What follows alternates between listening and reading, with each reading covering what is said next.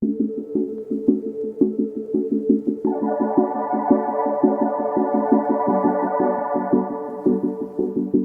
would like to hear from you what you would think are wonderful, if not utopias, but anti-dystopias, Right, where, right.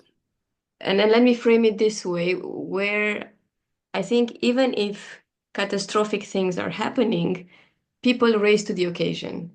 Mhm. Either communities, even the government, or whatever shape and form society takes, Right, they are rising to the occasion, right. not just collapsing. I mean, you know, for that heroic mode, I think that there's a movie that knows how ridiculous it is and has so much fun with it. And the Earth gets saved by a ragtag bunch of people, and again, it's one of those movies that I think does not get the attention that it needs. It's one of the stupidest movies I've ever seen in my entire life. It's called The Core. It stars Or The C-O-R-E. Core, Core. The core of the Earth has stopped spinning. That is the premise. So we gotta send 5 people down there to start it back up. Those people are Aaron Eckhart, Hilary Swank, Delroy Lindo, Stanley Tucci, and some French guy. Oh, Stanley Uh, Tucci. and it's so funny. Like it actually does the whole like we're gonna actually save the Earth thing. And you understand that it's a relatively ridiculous way of doing it. Um, I also think, I don't know, so what are the modalities of the future that we want to encourage? What are the imaginings of the future, right, that might show us an actual change from the contemporary world? I think that one of the big things right now, in terms of how major our breakdown of the sense of what gender is and how it works in society, I think that transgender filmmakers are probably the place to look for some interesting visions of the world that allow for inventiveness, that allow Mhm. for self-creation in that like very old school American way, and that I think Mhm. can be quite valuable. There's this movie I showed it in my animation class last year, and I invited the filmmaker. Her name is Vera Drew. The movie is called The People's Joker, and it's a coming of age transgender story told through basically a completely unauthorized self-cast uh, Joker and Batman fantasy. Um, and she does this classic, American coming of age thing where you're dealing earnestly with real Mhm. problems from the perspective of someone kind of like embedded in the contemporary world and trans politics and trans issues. And I think it's hilarious. I think it's heartwarming, and I think that it shows you the model of an artist who's thinking about the world in a way that is kind of hard to get to from contemporary mainstream discourse. There's been discussion of solar punk recently as opposed to Mhm. cyberpunk, this sort of mode of thinking through a Or world luminously. that, yeah, integrates technology with nature, essentially manages to foreground nature and balance things out for social progress and a progressive future. I think that the reason why it's difficult to show a utopia like that and actually have it be convincing is that it lacks drama, and people are attracted to drama. And to have drama, you have to have conflict. So then, right, like there's always going to be sort of revolutionary storytelling. We break down the old world, and maybe a new one will come out of some moment at the end that's not entirely clear. having a full-blown utopia that already exists gets really, really way harder to deal with. There's this other very silly animated show called Crapopolis. It's about this guy whose mom is a goddess and whose dad is a monster. The mom gets kicked out of Olympus at the end of the first season, and he wants to start a city and figure out, civilization, and then he tries to make it democratic too. And it's really funny in kind of taking you through the baseline decisions that are made in a society and showing you how difficult they are, while at the same time never going into gloom, never going into real sadness. It's just kind of silly about how civilizations develop. I think that that's another way to kind of like cut through that issue of can't show a straight utopia because it'll turn out to be a dystopia. Um, I think that we can also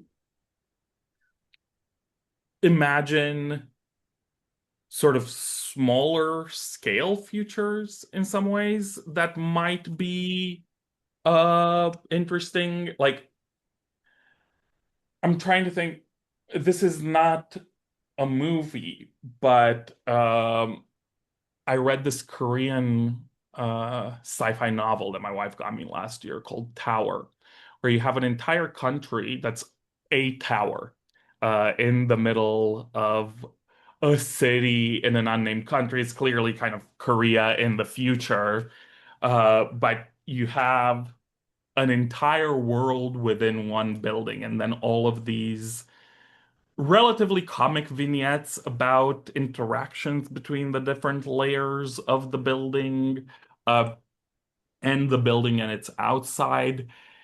Again, it feels a little warmer. It feels a little like apartment building narratives, something that like we're more familiar with in Romania than they are in the United Mhm. States, right? Because we have similar building Apartment blocks, structures yeah. to, yeah. Um, and I'm wondering how much, right, like this world scale storytelling that so many sci-fi writers like to do is it's interesting, but there are real limits because you're at a level of abstraction where you have to give way too much power to a single individual protagonist. And then I don't know, I always feel sometimes when I read these novels that it's insane that I have an entire universe and there's 20 people in it. You know what I mean? Like, and they seem to be the only ones who are moving that Steering world, that universe, doing yeah, anything. It feels like a really, really improper mapping, right? Like it's narratively interesting, but I don't think it's really how it actually impedes our ability to think about yeah. futures at that larger scale because we have to do the heroic narrative.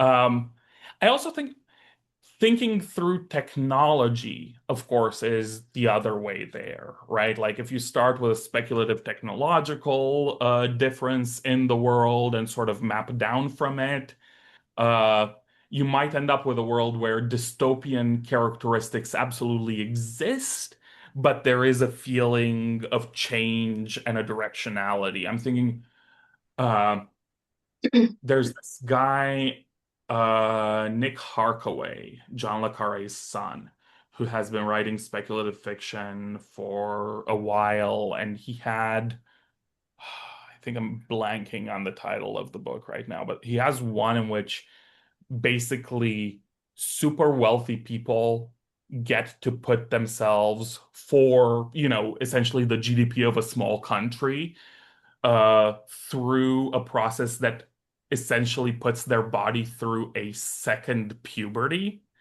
It makes them like about 2 feet taller than everyone else, a lot stronger. It de-ages them and essentially creates a new humanity in that way, right? And Harkaway is smart at showing you the negatives of that, of course, the inequality that goes into it, but also shows you how that can be appealing, and this idea of transcendence is appealing in a bunch of ways for a bunch of people. And I think that that's exactly how we integrate technology into our societies and into our lives, right? Like some people will have access to big technologies at first, many people might get to them later. It will create inequalities that perpetuate existing inequalities, so that's gonna be the worst dynamic. But you know, if you think what I was saying earlier with the iPad children versus the no iPad children, the Mhm. iPad children are the ones who don't have the resources. The no iPad children are the ones who do have the resources to keep themselves from that. Uh, this kind of differential development of kind of human capacity is one of the real things that we struggle with. I think that trying to pull up as many people as possible is the goal, but at the same time, right, like there are certain things that I don't know. So my I have ankylosing spondylitis. It attacks my spine. My immune system attacks my spine. I'm on this monoclonal antibody that's essentially sci-fi medication. They hybridize a human cancer cell with a cloned mouse liver cell, and it outputs this antibody, that Injects into your yeah, spine. that I get injected with every 3 weeks. It keeps my inflammation levels down. This is pretty expensive, but my insurance covers it fully, so I don't have to pay for it. It's more expensive in the US than it is in Romania. I paid for a dose in Romania when I was there last summer, right? And that's partially because it's a Belgian company. This is how, funding works in the EU. This is how Mhm. funding for pharma works in general. But my point is, costs billions of dollars to develop one of these monoclonal antibodies.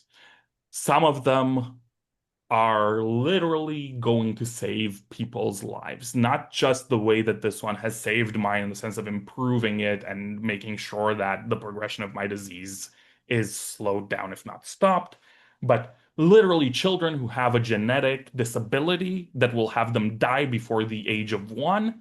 But if they get a single shot when they're 3 months old, they get to live a normal life. This exists actually. Like there is a genetic illness that this exists. It's on the market for. The shot is about $1.5 million currently. And the company that puts it out on the market actually does this thing that I don't know if it's better or worse, if it's horrific or actually helping people, where for every dose that they sell, they also do a lottery where they give a dose to a poor person who can't afford it. But it's a lottery, right? Like so many people would want this. And it feels so dystopian that it is a lottery, so dystopian that it costs $1.5 million to save a baby's life, so dystopian that we would put a price on that. Yet it feels so beyond utopian that that medicine exists, that we've gone through the research and development, that we understand how antibodies work to that extent, that we are perhaps years if we don't cut basic science funding from solving so many cancers with these kinds of antibodies that you can have glom onto particular cancer cells, right? Like we are in a world of miracles. This is what I say to religious people when we talk about this. But there's scientific miracles that are embedded in so many dynamics that we find quite dangerous and quite problematic.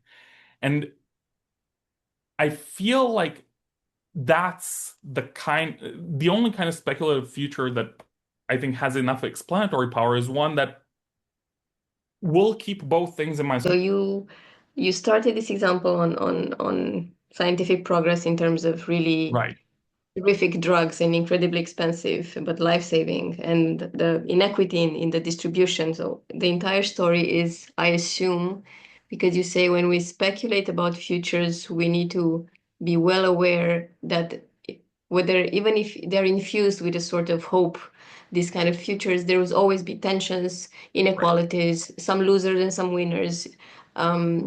Should I gather that for you, speculating wisely about the future would be being very, attentive and vigilant towards the ambiguity of any kind of future, the ambiguity or the ambivalence of any kind of future. That's the Absolutely. Absolutely. So I think that holding on to complexity is actually more important in a world that's like this.